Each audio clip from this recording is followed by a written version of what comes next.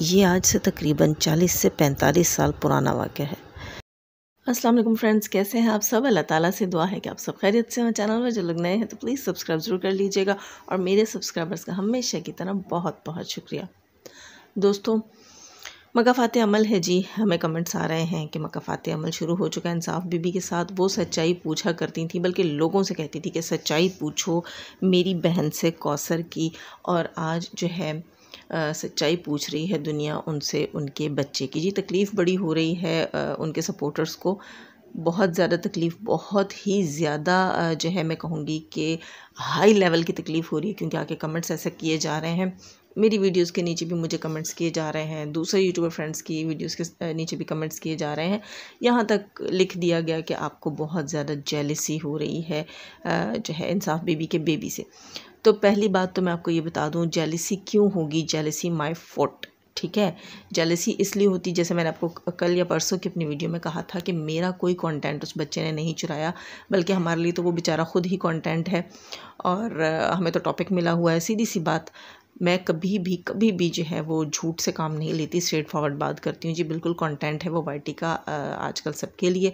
ये कह देना कि आप उससे जेलस हैं, ये बिल्कुल बेवकूफ़ी वाली बात है। हाँ, जो लोग औरतें जो हैं जिनकी अकल टखनों में है, ठीक है, वो ऐसी बातें कर सकती है, क्योंकि जेलस हम तब हों जैसे जो अल्लाह ना करे हमारे अपनी फैमिली अनकम्प्लीट हो, हमारे बच्चे नहीं हों, या कोई भी और जो है हमारी लाइफ में दुख भरे में हो और वहाँ ज़्यादा खुशियाँ हों, तो हम कहेंगे हो सकता है कि हम जेलस हों। लेकिन अल्हम्दुलिल्लाह सुम्मा अल्हम्दुलिल्लाह, मैं तो ऐसी नेचर की औरत हूँ कि अगर किसी चीज़ की कमी भी हो कभी, तो मैं कभी भी किसी से जेलस नहीं होती। और ये सारी नेमतें तो अल्लाह ताला ने हमें खुद से नवाज रखी हैं माशाल्लाह अल्हम्दुलिल्लाह।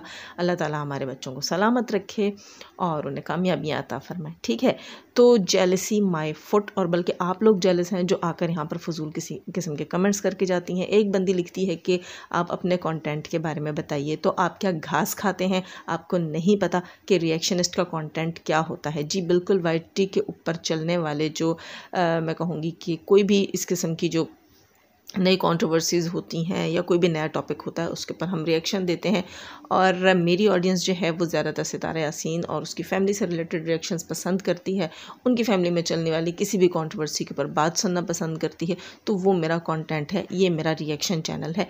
आप यहाँ आकर क्या लिखती हैं कि जी हम ग़ीबत करके कमा रही हूँ, ग़ीबत करती हूँ, ये मेरा कंटेंट है। तो पहली बात तो ये, आप जैसी फ़जूल, निकम्मी और बेवकूफ़ औरतें होती हैं जो इस किस्म की बातें सोचती हैं और करती हैं, जिन्हें ये नहीं पता कि रिएक्शन क्या होता है और ग़ीबत क्या होती है। ग़ीबत वो होती है जो पीठ पीछे की जाए, या रिएक्शन है सरेआम बात करते हैं, हम लाइव्स में भी करते हैं, रिएक्शंस में भी करते हैं, बनाते हैं। आप पूरी दुनिया सुनती है, इसके अंदर कोई पाबंदी नहीं होती कि इंसाफ बीबी ना सुने, उसकी फैमिली ना सुने, या उसके हेटर्स उसके सपोर्टर्स ना सुने।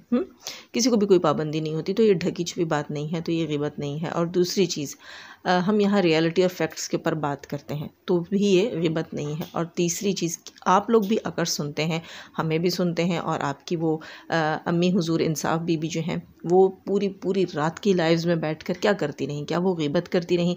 क्या वो ग़ीबत नहीं थी जो वो इंस्टा के ऊपर इस किस्म की इन्फो लोगों को दे रही थी, जैसे कि मेरे तक उन्होंने इन्फो पहुँचाई थी कि हाँ, कि ये जनाब इजाज़ शाह कौन है, उसका जो है वो सितारा के साथ क्या ताल्लुक़ है, सितारा की बेटी पे सवाल उठाओ। इसके अलावा ये इन्फो भी उन्होंने पहुंचाई कि कौसर जो है वो झूठी है, मतलब वो एक करैक्टर है, कौसर की कोई रियलिटी नहीं है। वो सब क्या था?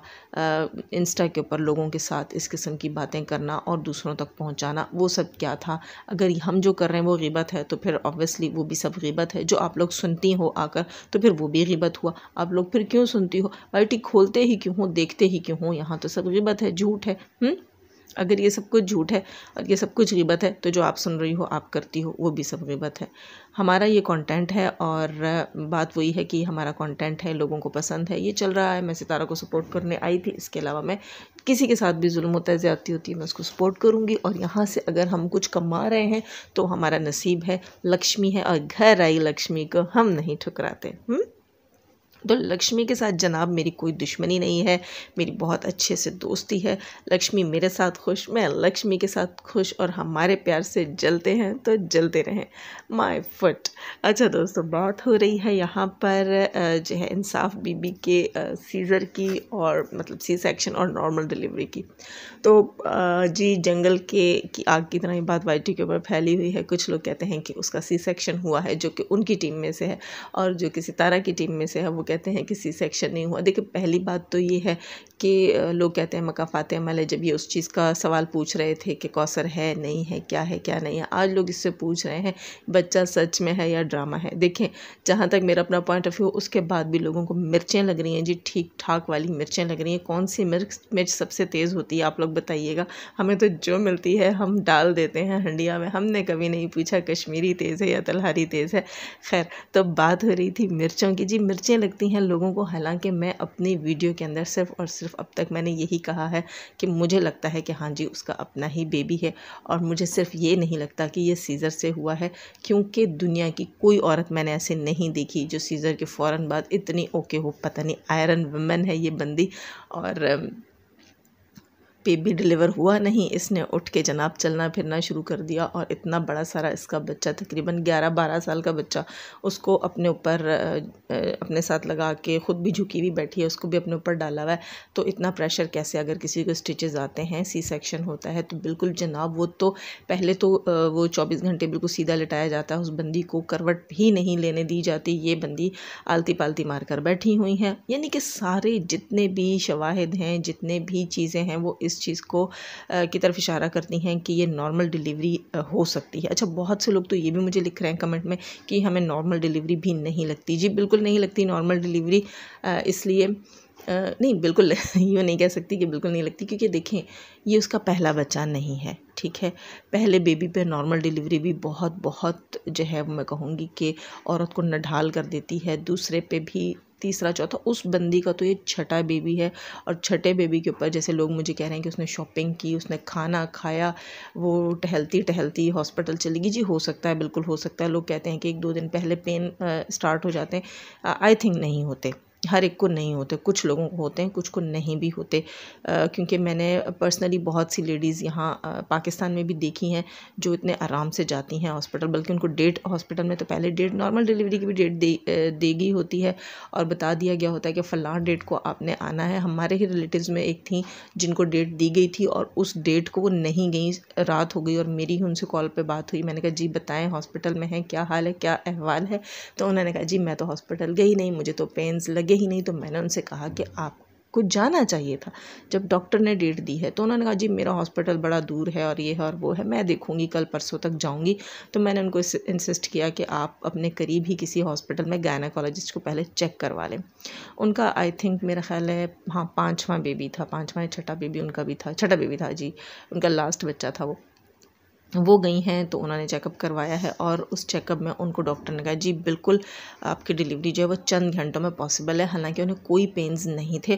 फिर उन्होंने अपनी जो है घर की अच्छे से सारी तैयारी की। उनका हॉस्पिटल जहाँ से उन्होंने अपना जो है डिलीवरी करवानी थी काफ़ी दूर था, और वो आराम से वहाँ पहुँची हैं। और सुबह उनकी कॉल आई है मुझे कि अच्छा हुआ आपने मुझे वक्त पर हॉस्पिटल भिजवा दिया था, मेरा बेबी तो आ गया जी। तो यूँ भी होता है। मैंने यहाँ फिर इस बार अब लोग कहेंगे कि आपने इंसाफ बेबी की साइड ले ली, लेकिन सबको पता है कि मैं वो बात करती हूँ जो पॉसिबल होती है। इसके अंदर मैं किसी को भी मैं झूठा साबित करने के लिए कुछ भी बहुतान नहीं बांधती।